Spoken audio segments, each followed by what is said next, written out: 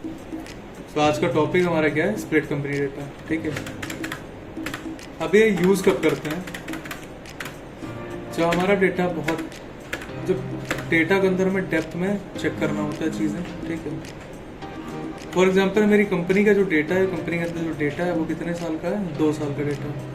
ठीक है, हमें सेपरेटली जानना है कि एक साल में मेरा कितना प्रॉफिट हुआ और दूसरे साल में मेरा कितना प्रॉफिट हुआ या लॉस कितना हुआ।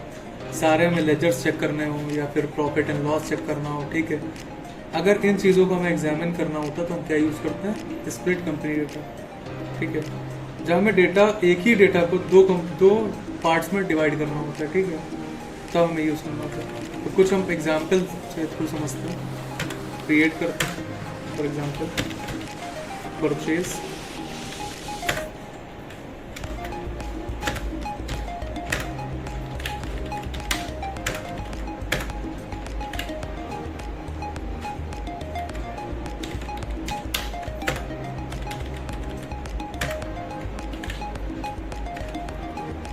ठीक है, उसके बाद क्या कर लेते हैं, स्टॉक आइटम।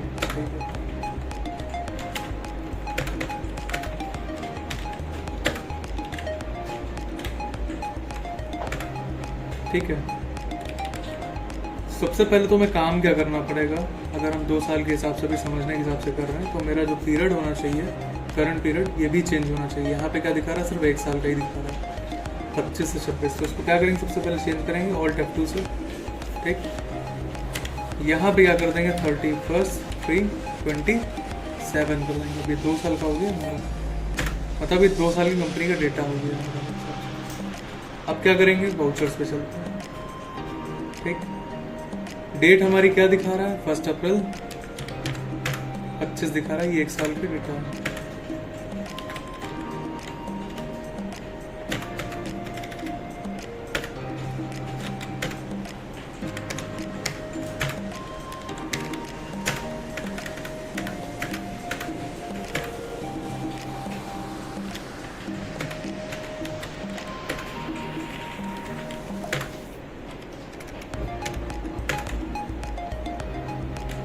तो एक हिसाब से यहाँ पे हमने ट्रांजैक्शन कर रखे हैं कुछ, और ऐसा समझते हैं कि 1 साल के अंदर केवल हमारा 2 ही ट्रांजैक्शन हुए, समझ लेते हैं, हालांकि हुआ बहुत ज़्यादा हुआ। अब F2 करते हैं और इसको दूसरे साल में एंटर करवाते हैं।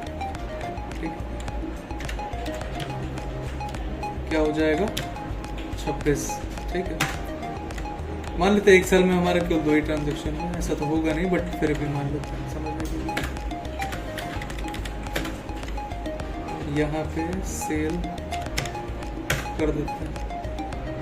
ठीक है, कुछ एक्सपेंसेस पे कर लेते हैं, मान लेते हैं रेंट पे करना पड़ेगा, कितना, 4000। ठीक है, तो ये हमारा क्या रहा है, कंपनी, बोल सकते हैं इस कंपनी के अंदर हमारे पास डेटा कितने साल का है, 2 साल का है ना। एक 2025 में कर रखा है हमारे ट्रांजैक्शन से, कुछ ट्रांजैक्शन हमारे 2026 में। अब मुझे ये जानना है कि मेरा टोटल प्रॉफिट कितना हुआ है, मतलब किस ईयर में मेरा कितना प्रॉफिट हुआ है।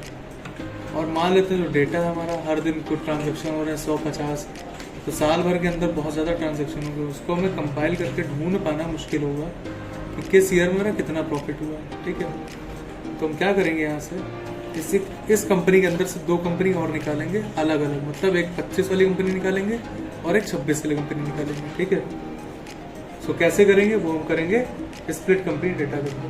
ठीक, क्या करेंगे, ऑल्ट वाई करो। ठीक, यहाँ देखो क्या लिख के आ रहा है, स्प्लिट दिखा रहा है।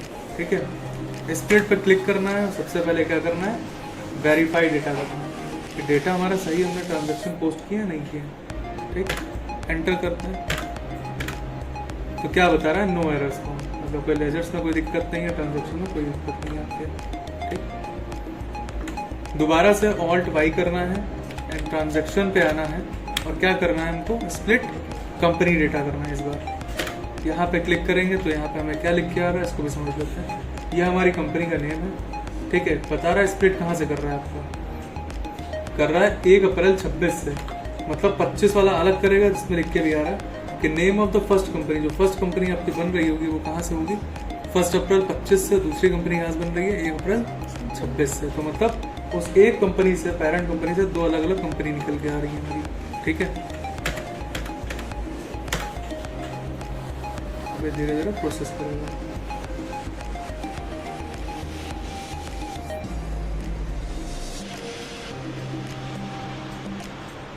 तो ये स्प्लिट कर रहा है समझो।